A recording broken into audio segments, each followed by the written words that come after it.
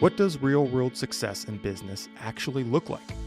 Welcome to Bearcats Mean Business, the official podcast of the University of Cincinnati's Carl H. Lindner College of Business, where inspiring career stories, honest lessons, and fresh business perspectives from the people building impact in the real world come together.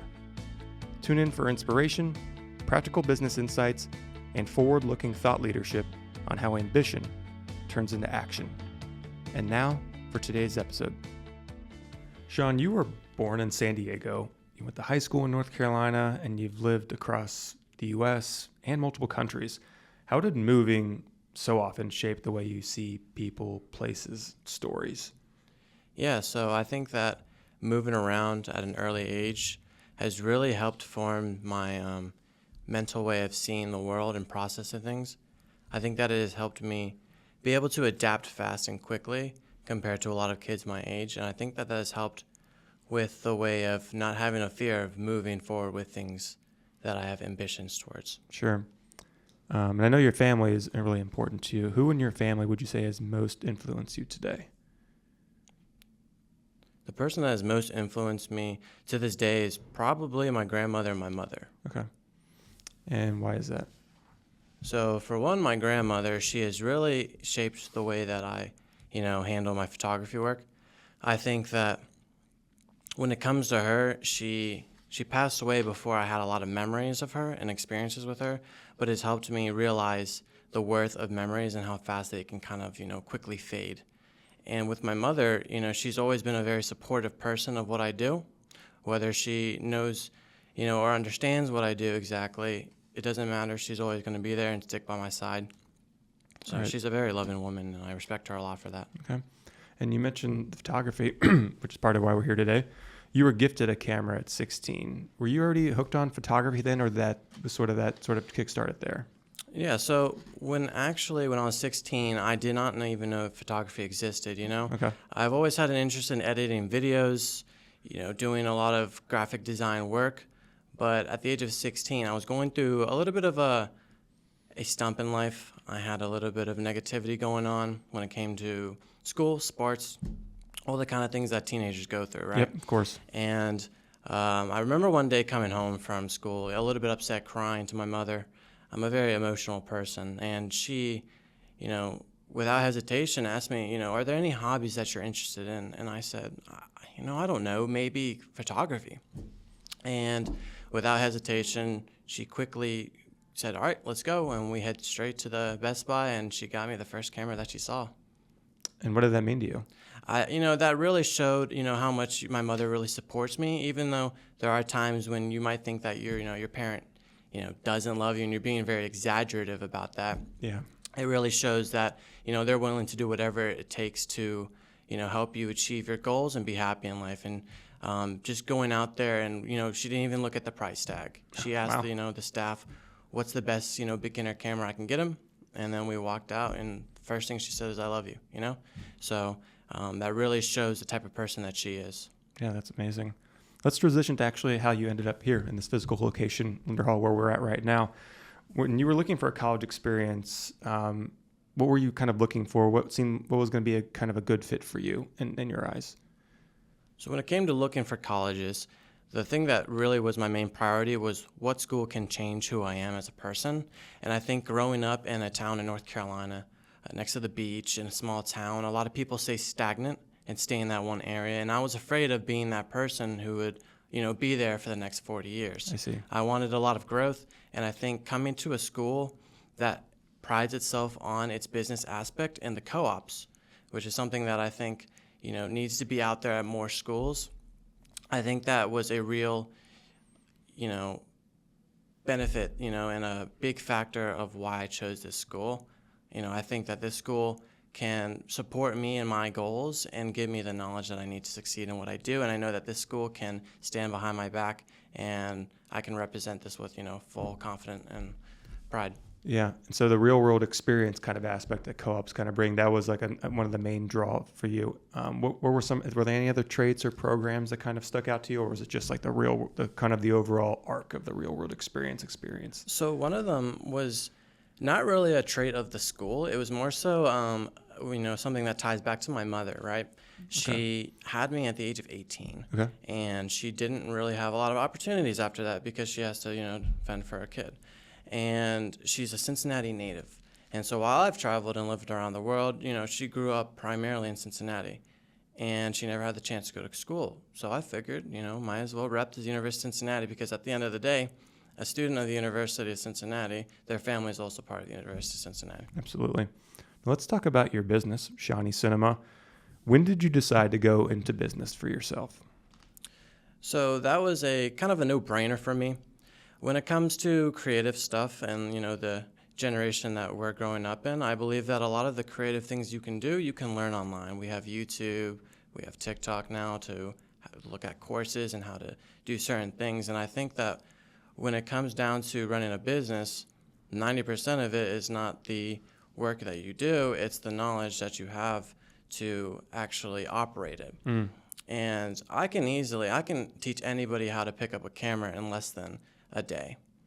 But teaching them the skills to run the business smoothly and operate is something that I can't learn unless I come to University of Cincinnati. And I think that this school is helping me currently at this moment take those skills and apply it into the work that I do.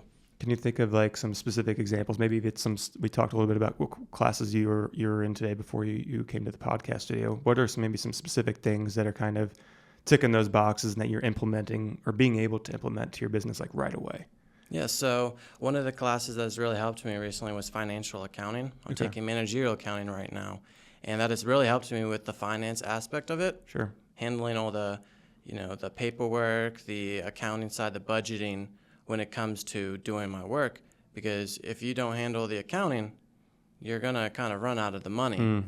And it's helped me with a lot of the travel work that I've done, where I've had to go out of state to do destination engagement sessions and other type of work such as weddings and proposals. So I'm curious, what kind of like business problem, or maybe it was just a personal goal, were you trying to solve for yourself when you started your photography business? Or was it a vacancy maybe you saw in the field to fulfill for others? Yeah, so by vacancy in the field of like the wedding industry, Yeah.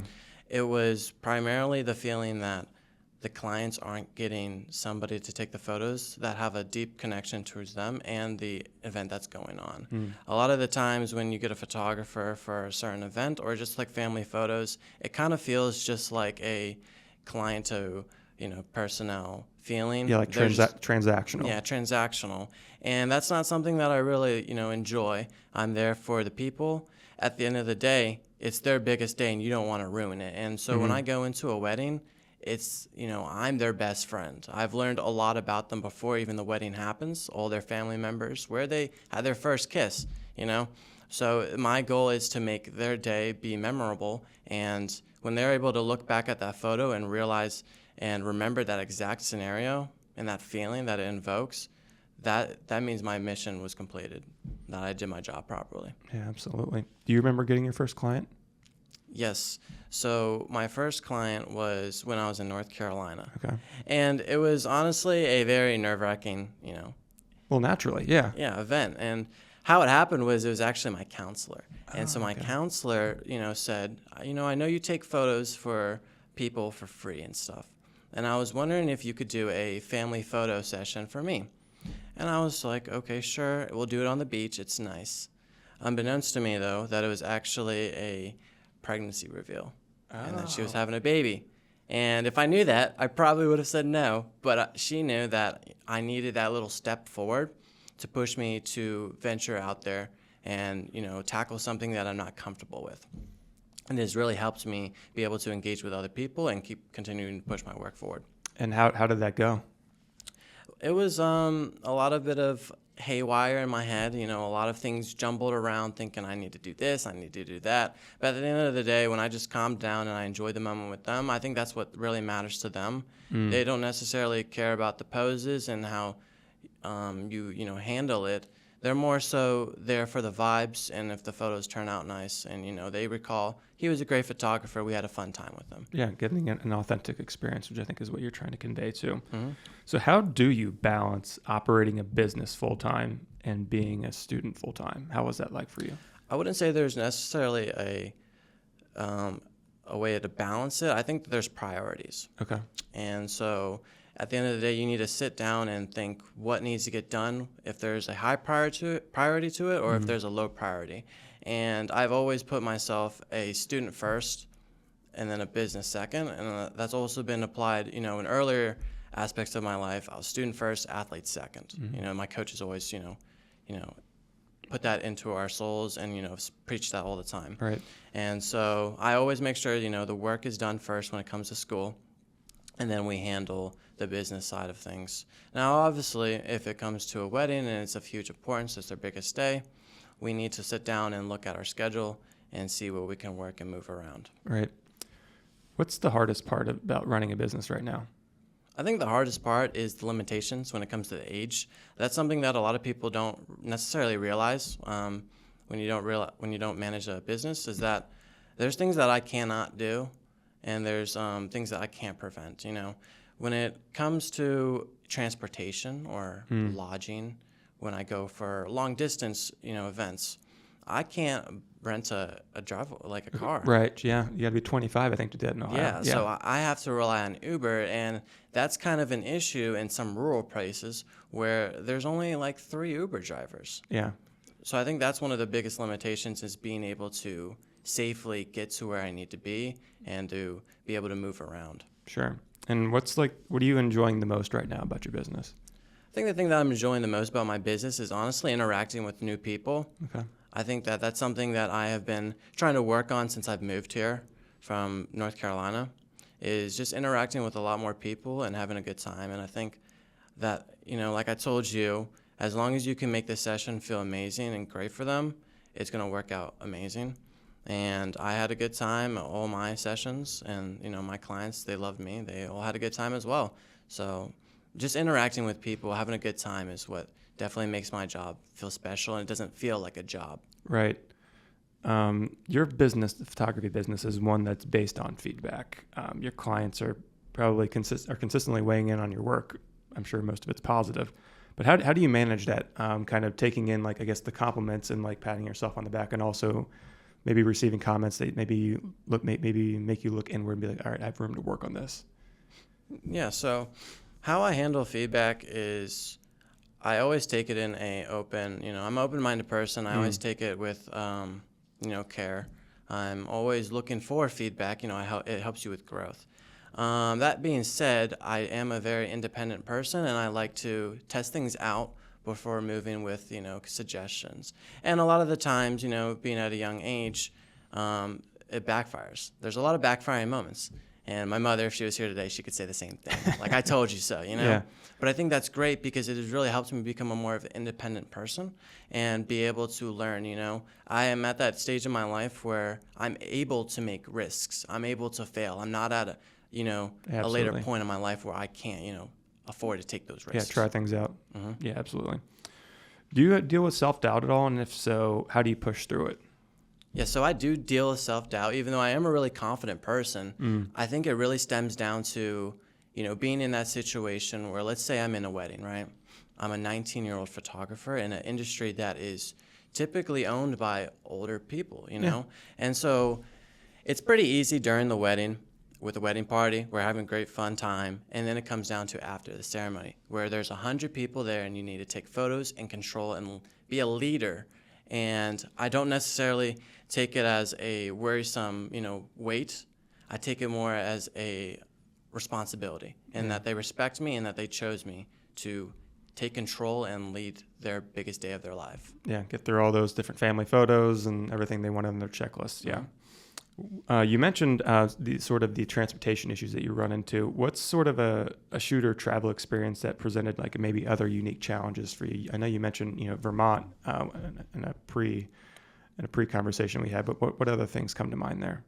Yeah, so I mean, if we can go to Vermont for this story, actually, in case people haven't been to Vermont, it's kind of a rural area, right? And so my client, he wanted to take photos at Quechee State Park, which is right near New Hampshire and Lebanon, that little border of Vermont. And so when I fly into there, it was all going smooth and everything. I prepped everything, the travel, the logistics, the budgeting, you name it.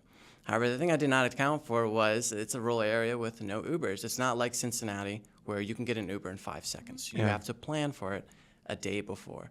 So it's 9:30 at nighttime. I can't rent a car, and I'm struggling. I'm thinking, well, I might have to walk 15 minutes to get to the hotel, So I think that was a real opener and a good experience, to take forward and learn from that. That, I need to be more precise, and I need to be more focused on the things that I can't control and figure out solutions to work around that. Yeah, it's like all aspects of the trip, right? Mm-hmm. Yeah. Let's close with a couple of thoughts on more advice, I guess, from you to maybe other Lindner students that are maybe looking to take the leap, to have an idea about starting a business, maybe they even have their own business. What are some like top tips you would give them, I guess maybe besides just like going for it and like following your passion? What are their top tips that maybe you kind of have learned now, but like in the early days kind of like stumped you a little bit? Okay, besides those few, generic kind of answers, I think that you should honestly start before you're ready. Mm-hmm. I think that's something that's not really said a lot. A lot of people can say, your dreams don't move without you, and I think that's true. And you need to start before you're ready. And that's something that Stephen Pressfield has said. That's his quote, his famous quote, start before you're ready. If you start before you're ready, good things will happen. And I think that's something that, really insinuates that you shouldn't be afraid to start, especially when you have the opportunity to take risks, like I said earlier. If you're so hung up on, the qualifications for that job, then you're never going to actually get there, because at the end of the day, it's all about reps, and that helps you get that experience. And so you might as well get those reps starting out before you are even qualified for the job. That way you can learn the ups and downs of it, and if you actually even like the job. Yeah, give it a try. Get some of that real world experience. And it's okay if it fails. We're all going to have opportunities to grow from that. I failed a million times. We've all failed, and we've had those type of moments. But it's really about how you can come back from that. And, your parents have probably told you that as well. It's, it's how you get back up, and I think that's a great thing to, carry forward is, to start before you're ready. Thank you for listening to this episode of Bearcats Mean Business. If today's episode sparked a new idea, challenged your thinking, or helped you see your path a little more clearly, be sure to subscribe, leave a review, and share the episode with someone in your network. Thanks for being part of the conversation. And remember, real-world success begins here at Lindner.